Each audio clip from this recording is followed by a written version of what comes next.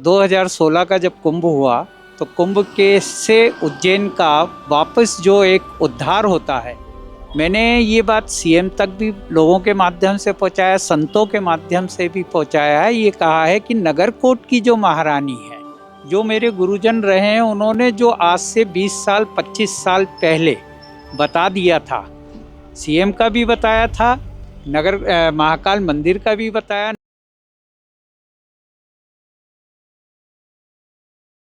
Hello दोस्तों, अभी मैं रामघाट पर खड़ा हुआ हूँ और मेरे को यहाँ पर एक अंकल हैं जो लोकल के ही हैं। उज्जैन महाकालेश्वर मंदिर के आसपास ही उनका घर है, ऐसा बता रहे हैं। उन्होंने एक जानकारी हमें दी है जो शायद आपको ना मालूम हो। मैंने उनसे बोला कि आप मेरी चैनल पे आके ये बात बताइए, तो उन्होंने बोला कि मैं अपना फेस रिवील नहीं करूँगा। हाँ, उनको जो भी आप ये बातें बता रहे हैं ना, जो कि बहुत ज़्यादा लाइक गहरी हो सकती हैं। उज्जैन के जो संत वगैरह हैं, यहाँ पर जो पूजा पाठ करते हैं डिफरेंट अलग अलग मंदिरों में, तो शायद उनमें कोई वो ना हो, तो इसलिए मैं अंकल की बात सुनाता हूँ। जय श्री महाकाल। मैं उज्जैन नगरी के बारे में कुछ विशेष बताने जा रहा हूँ। बहुत ज़्यादा तो नहीं जानता हूँ, लेकिन गुरुजनों के द्वारा जो मैं जुड़ा हुआ हूँ, उन्होंने जो बताया है, और जिस तरीके से ज्योतिर्लिंग के रूप में महाकाल प्रसिद्ध हैं, प्रथम ज्योतिर्लिंग के रूप में आते हैं, तो उनके साथ साथ 2016 का जब कुंभ हुआ तो कुंभ के से उज्जैन का वापस जो एक उद्धार होता है, जिस उद्धार के लिए उज्जैन का शुरू हो गया है।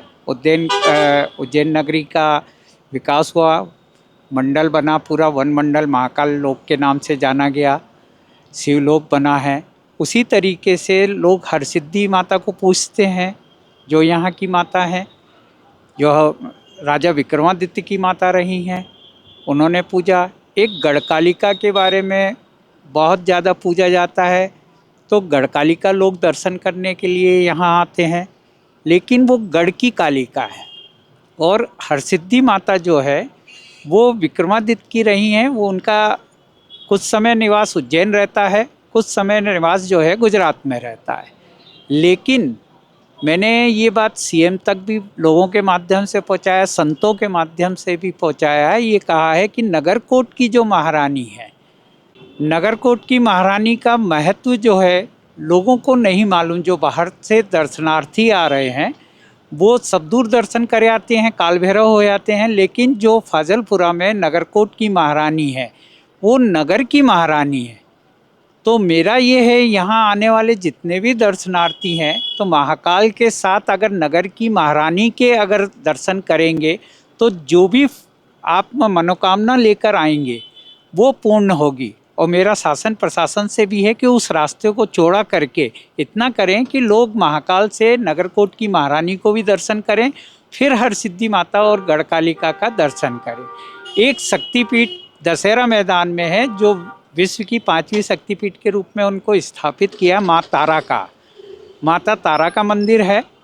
और वहाँ पे भी अभी शिखर का निर्माण हो रहा है। ये लोगों को ज्ञात नहीं है, लेकिन जो संत रहे हैं, जो मेरे गुरुजन रहे हैं, उन्होंने जो आज से 20 साल 25 साल पहले बता दिया था, सीएम का भी बताया था, महाकाल मंदिर का भी बताया, नगरकोट का भी बताया। तो ये दर्शन करना बहुत ज़रूरी है, जिससे कि उज्जैन का भी उद्धार होगा, और जितने भी दर्शनार्थी पूरे विश्व से आ रहे हैं, उनकी जो पूर्ण मनोकामना है वो बिना माता के नहीं होगी।